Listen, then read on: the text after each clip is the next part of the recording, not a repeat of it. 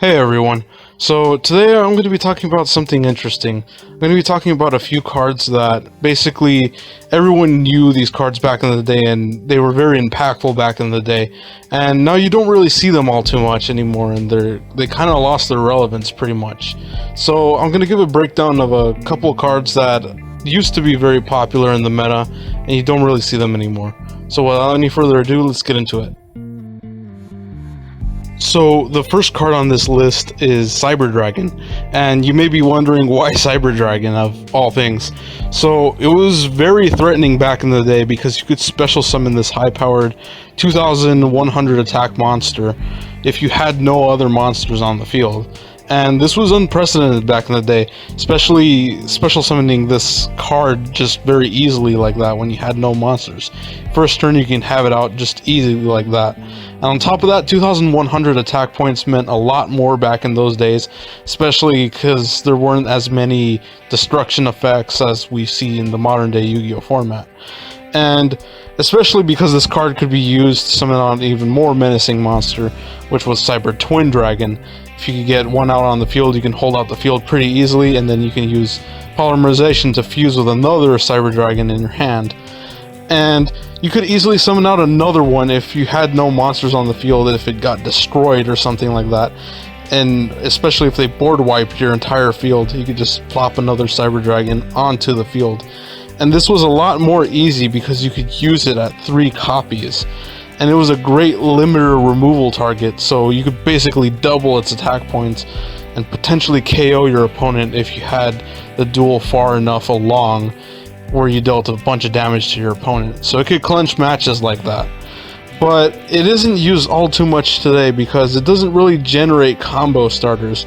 I mean, it gets itself out onto the field, but other than that, it doesn't really do all too much in the grand scheme of things.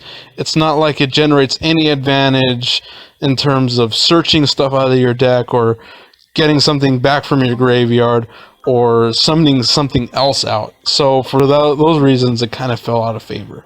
And that's why Cyber Dragon isn't used all too much today. So the next card on this list goes way back, and the card I'm talking about is Breaker the Magical Warrior. So this was a very formidable 1600 attacker which gained 300 attack for each spell counter on it. The max amount of spell counters it could carry was 1, but when you normal summoned it, it immediately gained a spell counter, so it hit the board with 1900 attack points. And it was very formidable for that reason because it could be normal summoned very easily because it was a level 4 monster. And on top of that, 1900 attack points meant a lot more back in those days. You couldn't even imagine how much it meant back in those days, especially because destruction effects were not very widespread, and especially destruction effects that were mainly caused by monsters. They weren't really prevalent back then. And on top of that, Breaker was able to destroy spell and trap cards by removing a spell counter from itself. So that's another reason why it was so menacing, was because it was essentially a mystical space typhoon that could attack your opponent. That was unprecedented back in those days. And on top of that, most effective monster destruction effects were usually traps. So cards that were intended to destroy stuff like Breaker were normally traps, but Breaker could normally destroy them with its own effect before you could get to the chance to really activate that effect to take down Breaker. So Breaker was very effective in that sense, that it really, no pun intended, that it broke through your opponent's strategy. And what made it more menacing is you could put more counters on this card once you used up that counter, and you can use things like Royal Magical Library or Spell Power Grasp to put on another counter once you use the previous one that you did to destroy your opponent's spell or trap card. On top of that, this card was at one point at 3 copies before it got limited because it could just clear back row so easily. It was a very staple card back in those times for that reason, and it was regarded as one of the most unfair cards back in those days until it pretty much got banned. And I know for sure it got limited, but I even remember an encounter with an opponent that he immediately got so unbelievably angry when I dropped Breaker on him. That's how incredibly frustrating this card was for a lot of duelists back in those days, pretty much. And It was even impactful to the extent that you would see whole Breaker the Magical Warrior decks just designed around this one card. And although it had its time in the limelight back in those days, you don't really see it too much today, mainly because it's a lot slower and you have to give up your normal summon to get Breaker the Magical Warrior out. And nowadays you really want to budget your normal summon in order to summon out monsters that really gain you tons of advantage, that pretty much generate combos within combos. So Breaker the Magical Warrior doesn't really do that, and I feel like it fell out of favor because of those reasons. And the next card I'm going to be talking about is called Caius the Shadow Monarch.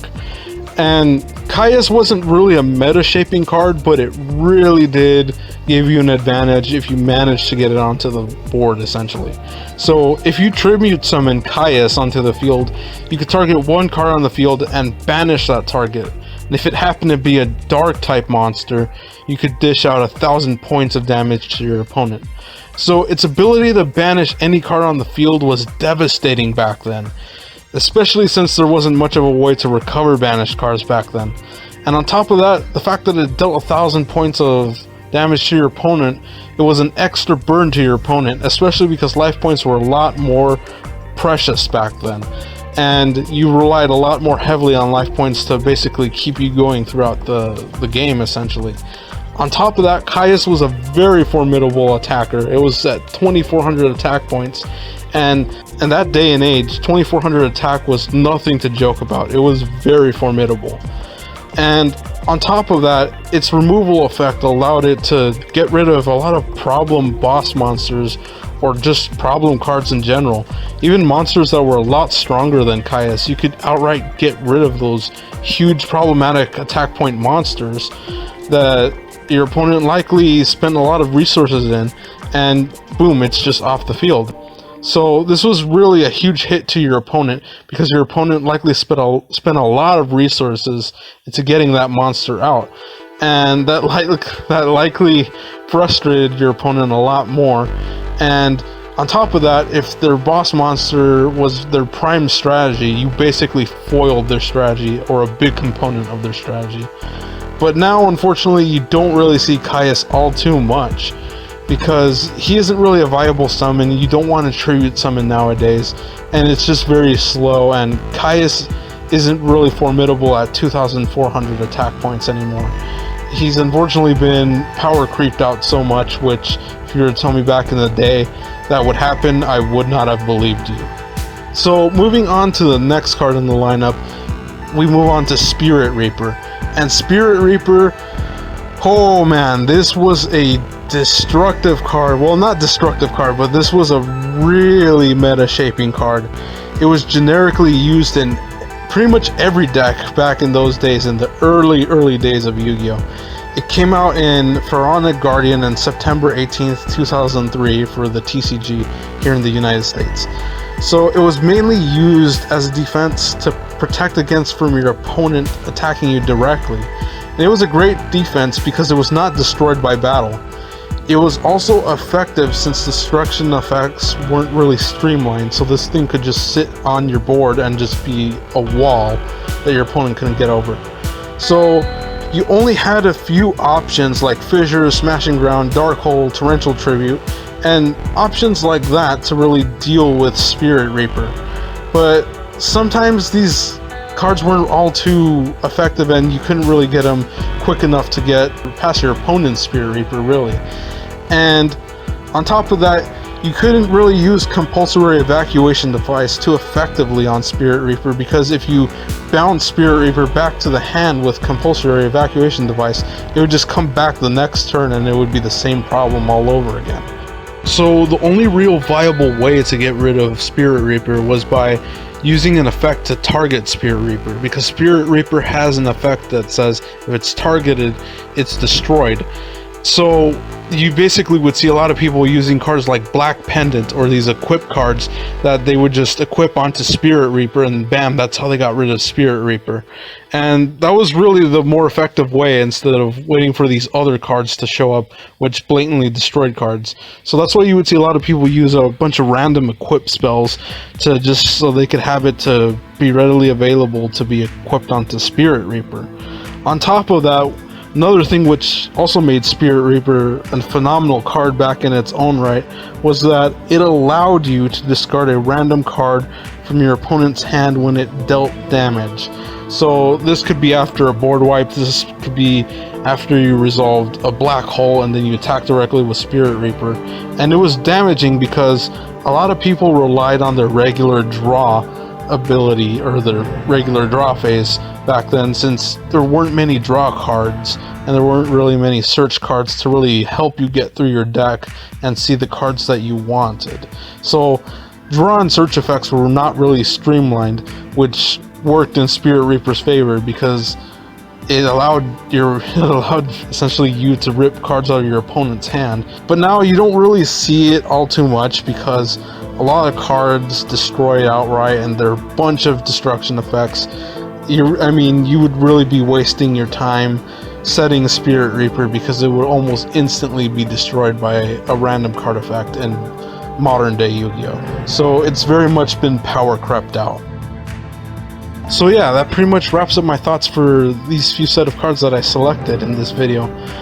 And it's kind of crazy seeing these cards going from basically being meta defining to now being pretty much irrelevant.